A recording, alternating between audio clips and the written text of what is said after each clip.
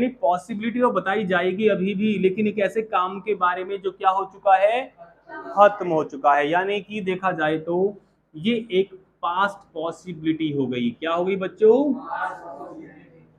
Past possibility 80% या 90% हम कह सकते हैं।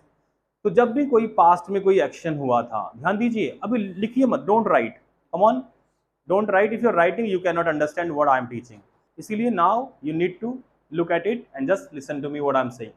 सो मे हैव का यूज किस लिए होगा? पास्ट पॉसिबिलिटी के लिए, लेकिन कितने प्रतिशत? 80, 85, 90 के आसपास। ठीक ऐसे ही माइट हैव का यूज करेंगे हम। इसका यूज होगा हमारा 20, 30 के आसपास, राइट? 20 और 30%। जब आपकी पास्ट पॉसिबिलिटी की बात करते हैं, आप किसकी बात करते हैं? पास्ट। क्लियर और not?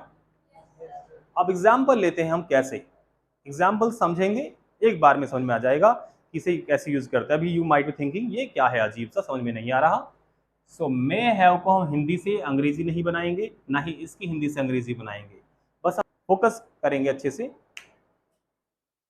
May have is talking about past possibility around 80-90%. Is it okay?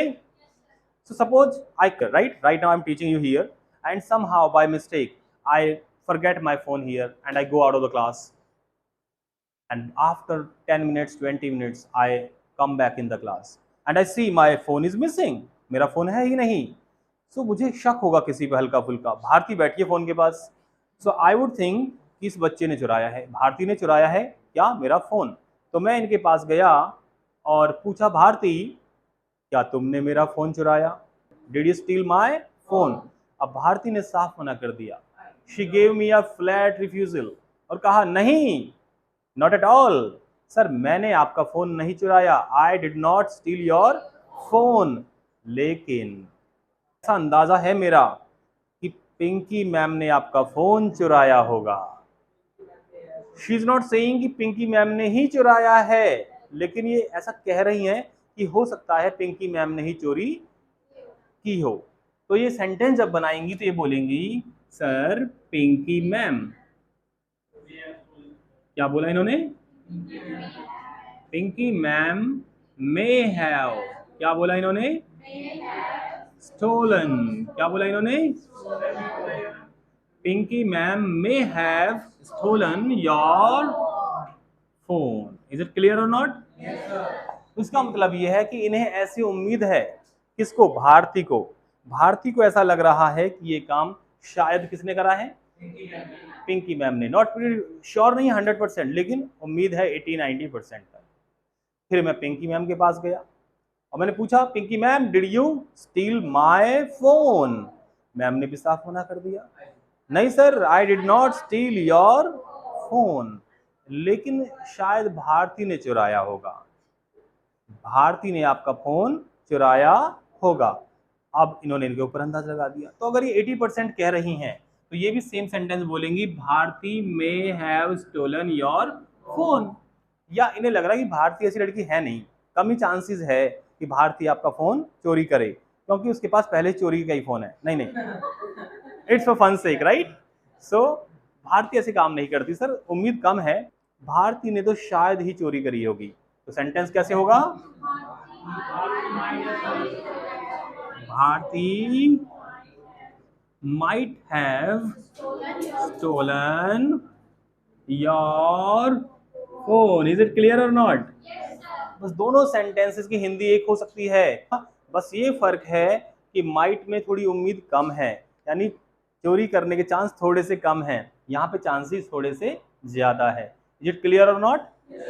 सबको समझ में आ गया? Did you get it? Very nice. तो जब हमने शुड हैव सीखा था, मस्ट हैव सीखा था, ऑट टू हैव सीखा था, तो मैंने आपको बताया था बच्चों कि हैव के बाद हमेशा ही कौन सी फॉर्म? हैव के बाद हमेशा कौन सी वर्ब लगती है? सबको पता होना चाहिए ये। Got it? तो टॉपिक इतना क्लियर किस किस को होगा, ईमानदारी से बताए, to be frank. 80% people said that they understood the topic. Yes or no? Yes sir. बिल्कुल ठीक, क्लियर। तो इस तरह से टॉपिक यूज होता है, काफी यूज होता है, काफी बार बोलना पड़ता है हमें।